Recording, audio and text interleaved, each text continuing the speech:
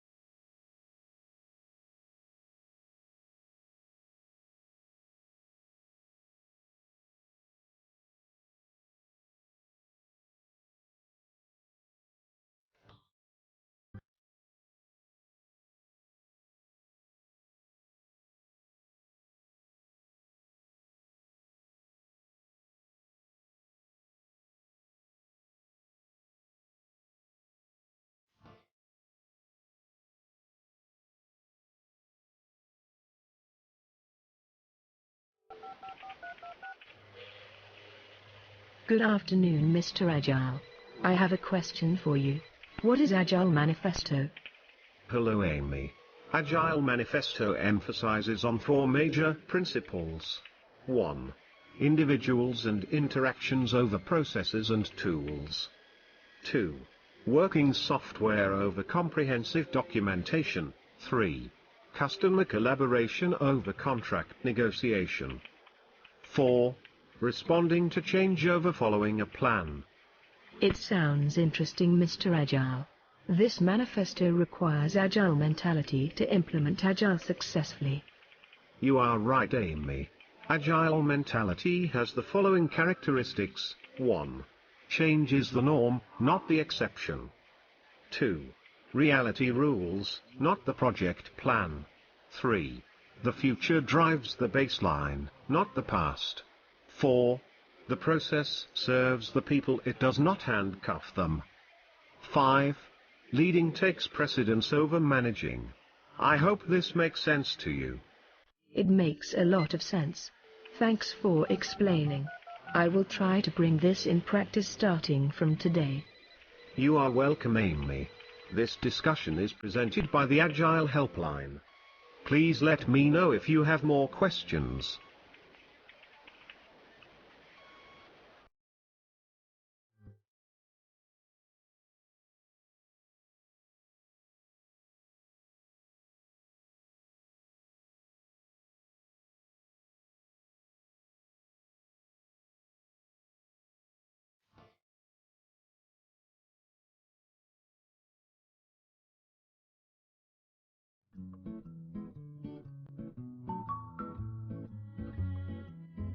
Hello Mr. Agile, how are you doing? I have a question for you. In Agile, when do you consider something ready to implement? I am doing very well, Sarah. In Agile, we have 3 stages of readiness. 1. User story is ready if a team can implement it, and a product owner can prioritize it. 2. The backlog is ready when about 1.5 to 2 times sprints worth of user stories at the top of the backlog is ready, and those user stories are sufficiently small to fit in a sprint. 3. Team is ready when every team member is self-organized. That's very interesting and helpful, Mr. Agile. Can you please explain more about user story readiness? A user story can be considered ready if 1. It is defined as need, conversations, and confirmations and has unique priority in relation to every other story in the product backlog. 2. It follows INVEST principles, which means a story is independent, negotiable, valuable, estimable, and testable. 3. It has been estimated, in story points, by the team. 4. It is small enough to fit inside a sprint.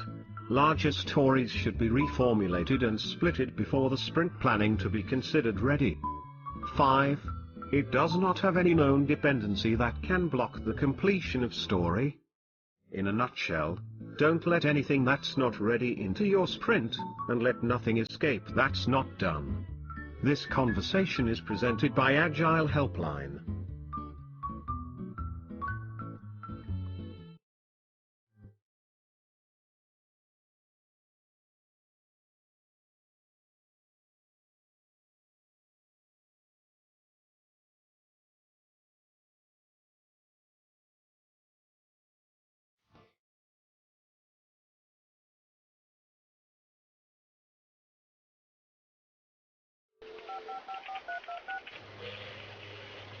Hello, Mr. Agile.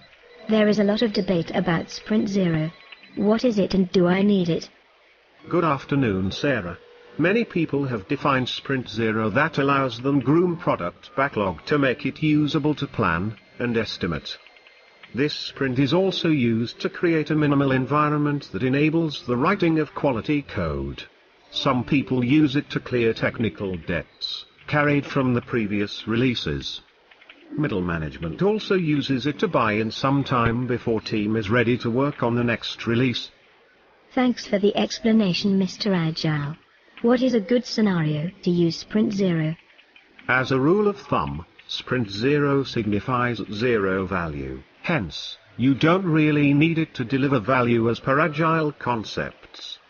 Sprint Zero may be a necessary investment to get your team ready to deliver value. However, Sprint Zero should not be a norm, rather it should be an exception.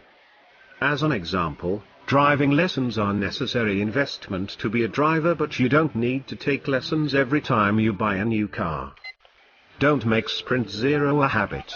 Use it carefully to get ready for Agile processes. Good luck. This is very helpful, Mr. Agile. Thanks Agile Helpline for the Agile Bites.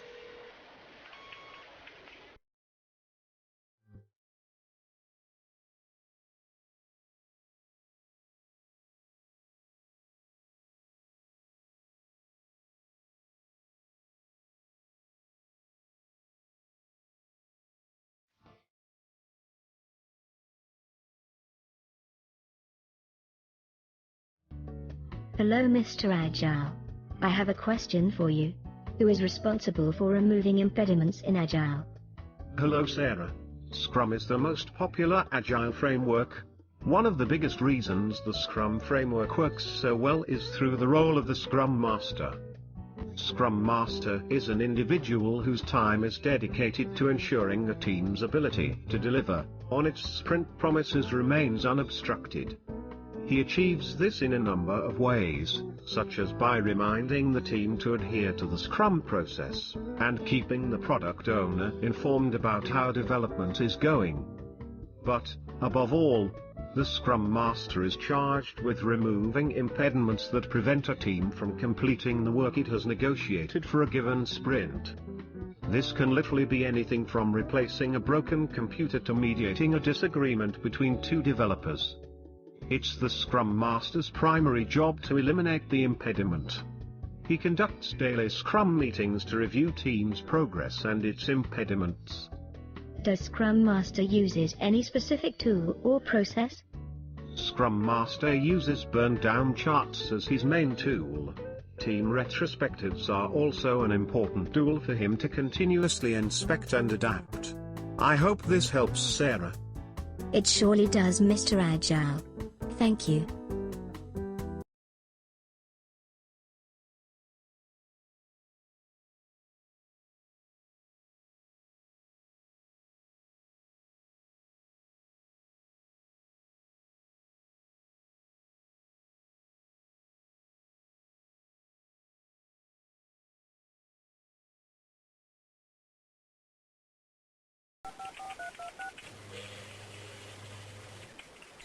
Hello, Mr. Agile.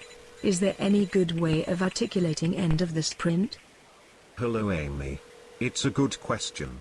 Ideally, each team should have their definition of done at 3 levels.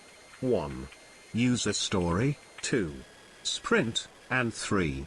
Release. What's the importance of done in Agile? Done is equal to value in Agile. If you need your team to deliver value, then you better define done with your team. Poor definition of done means poor value in the end. Is there any standard definition of done? No. It is a joint commitment that team agrees to deliver at the 3 levels I just explained. Team should have a shared meaning of done. Rule of thumb is, 1. Team should have a common understanding of what done means at user story, sprint, and release level. 2. Team should follow an agreed discipline. 3. Deliverables of the team are incremented with each iteration, from release notes to software to technical documentation, to the degree necessary to support release. 4. Team delivers potentially shippable product at the end of the sprint. Thanks Mr. Agile and Agile Helpline for your Agile Bites.